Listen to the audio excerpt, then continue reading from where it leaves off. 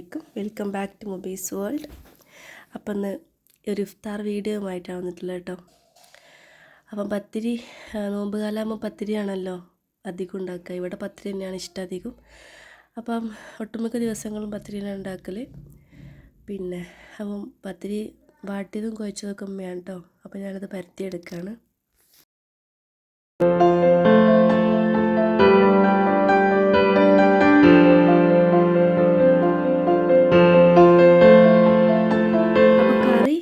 ബീഫാണ് ഉണ്ടാക്കുന്നത്. അപ്പോൾ അതിലേക്കൊരു പാത്രം വെച്ച് കുറച്ച് എണ്ണ ഒഴിച്ച് ഉലുവയും കറിവേപ്പിലയും ഇട്ട് കൊടുത്ത് മൂപ്പിച്ചെടുക്കാം. എന്നിട്ട് പിന്നെ അതിലേക്ക് നമ്മൾ ഒരു 1.5 ടേബിൾ സ്പൂൺ ഇഞ്ചി വെളുത്തുള്ളി പേസ്റ്റാണ് ഇട്ട് കൊടുക്കുന്നത്. അപ്പോൾ അതിൻ്റെ പച്ചമണം മാറുന്നത് വരെ ഒന്ന് ഇളക്കിയെടുക്കാം.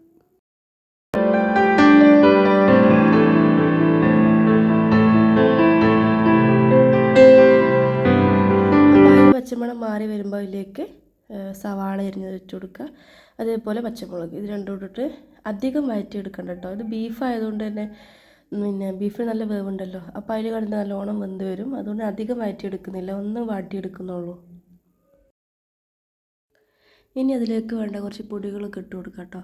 അപ്പോൾ അതിലേക്ക് മല്ലിപ്പൊടി, ഗരം മസാല, അതേപോലെ ഇറച്ചി മസാല, കുരുമുളക് പൊടി, മുളക് പൊടി, മഞ്ഞൾപ്പൊടി, ഇത്രയും പൊടികളാണ് ഇട്ട് കൊടുക്കുന്നത്. അപ്പോൾ അതെടുത്ത് അതിൻ്റെ പച്ചമണം മാറുന്നത് ഒന്ന് ഇളക്കി കൊടുക്കുക.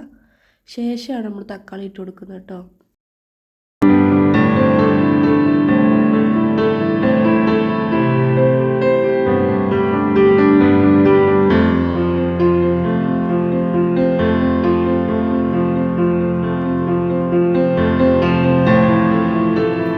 തക്കാളി ഇട്ട് കൊടുത്ത് ഒന്നൊന്ന് വാടി കിട്ടിയാൽ മതി. പിന്നെ നമ്മളിതിലേക്ക് ബീഫ് ഇട്ട് കൊടുക്കാം കേട്ടോ. അപ്പോൾ 1 കിലോ ബീഫ് എടുത്തിട്ടുള്ളൂ. അപ്പോൾ അത് നമ്മളിലേക്ക് ഇട്ടിട്ട് നന്നായിട്ട് മിക്സ് ചെയ്തെടുക്കുക.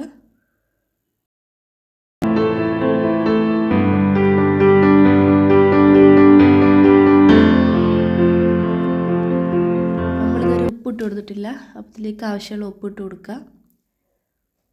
എന്നിട്ട് ഇതിലേക്ക് ആവശ്യമുള്ള വെള്ളം കൂടി ഒഴിച്ചിട്ട് അടച്ച് വെച്ച് വേവിക്കുക. ഇത്രയേ ഉള്ളൂ.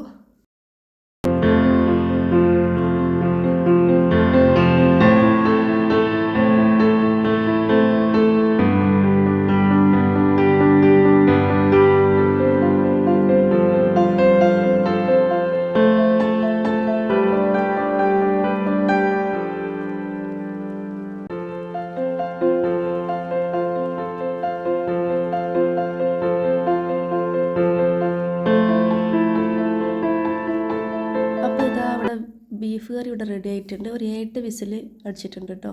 വിസിലൊന്നും ഇപ്പോൾ ഞാൻ കാണിച്ചിട്ടില്ല. അപ്പോൾ ഇത് നമ്മൾ ആദ്യം തന്നെ വെളിച്ചെണ്ണയിൽ വാട്ടിയാണ് വെച്ചത്. അതുകൊണ്ട് ഇനി വറുത്തെടുക്കേണ്ട ആവശ്യമൊന്നുമില്ല. അപ്പോൾ ബീഫ് കറി ഇവിടെ റെഡി ആയിട്ടുണ്ട് കേട്ടോ.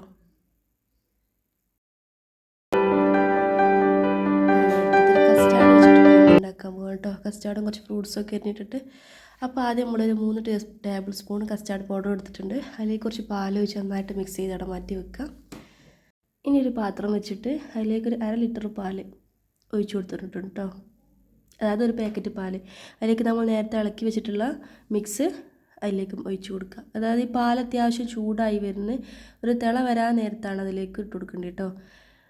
എന്നിട്ട് പിന്നെ ആവശ്യത്തിനുള്ള പഞ്ചസാരയും കൂടി ഇട്ടിട്ട് അത് തീ ഓഫ് ആക്കുക. എന്നിട്ട് നമുക്കൊരു ചൂട് പെട്ടെന്ന് ആറണം. അപ്പം എന്ത് ചെയ്യുക, ഒരു പാത്രത്തിലൊക്കെ അത് മാറ്റി വെക്കുക. എന്നിട്ട് ആ നേരം കൊണ്ട് കുറച്ച് ഫ്രൂട്ട്സൊക്കെ നമുക്ക് എരിഞ്ഞെടുക്കാം. അതിലേക്ക് എന്തൊക്കെയാണ് ഇടുന്നത് നോക്കാം.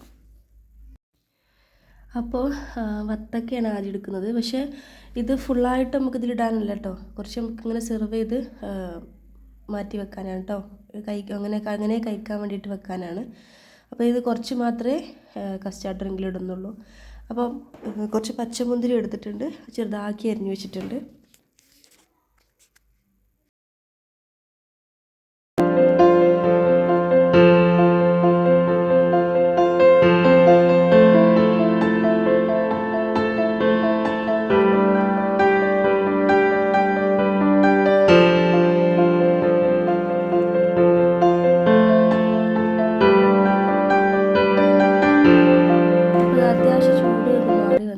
ഒന്ന് തണുത്ത് വന്നാൽ അതിലേക്ക് നമ്മൾ അരിഞ്ഞ് വെച്ച മുന്തിരി ഇട്ട് കൊടുക്കുക.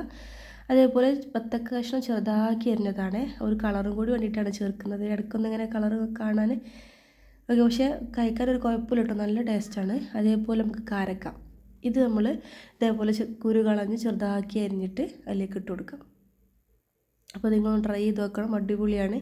വലിയ എഫേർട്ടും കാര്യങ്ങളൊന്നുമില്ല, പെട്ടെന്ന് ഉണ്ടാക്കിയെടുക്കാൻ പറ്റും. ഇനി നമ്മൾ ഫ്രിഡ്ജിലേക്ക് മാറ്റുക കേട്ടോ. ഇട്ട് നോമ്പ് തുറക്കാൻ നേരത്തെ എടുത്താൽ മതി. അപ്പോൾ ഈ ഒരു കൺസിസ്റ്റൻസി ആവണം, കാരണം ഇനി ഫ്രിഡ്ജിലേക്ക് വെച്ച് ഒന്ന് തണുത്ത് വരുമ്പോൾ കുറച്ചും കൂടി ഒന്ന് കട്ടിയാവും. അപ്പോൾ ഇങ്ങനെ കോരി കുടിക്കാൻ ഇതാണ് ഏറ്റവും ബെസ്റ്റ്. അപ്പോൾ ഇനി ഇതുകൊണ്ട് ഫ്രിഡ്ജിലേക്ക് മാറ്റി വെക്കാം.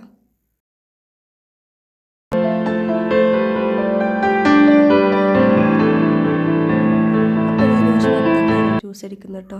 അപ്പം നമുക്കത് മിക്സിയുടെ ജാറിലേക്ക് ഇട്ട് കൊടുത്തിട്ട് നന്നായിട്ട് അടിച്ചെടുത്ത് വരാം.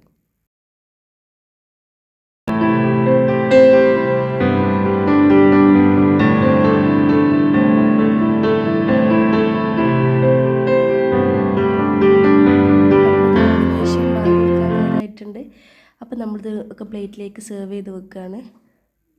അപ്പോൾ ഇത് ഏകദേശം തണുത്തിട്ടുണ്ട് കേട്ടോ. ഒരു വലിയ തണുപ്പല്ല, അത്യാവശ്യം തണുപ്പായിട്ടുണ്ട്. അപ്പോൾ ഈ ഒരു കൺസിസ്റ്റൻസിയിലാണ് ഇങ്ങനെ കുടിക്കുക. അപ്പുറത്ത് നല്ല പഴുത്ത ചക്ക കിട്ടിയിട്ടുണ്ട്, അത് വീട്ടിൽ നിന്ന് ഉമ്മ കൊടുത്ത് വെച്ചതാണ്. അപ്പം അതും അവിടെ റെഡിയാക്കി എടുക്കുന്നുണ്ട് കേട്ടോ.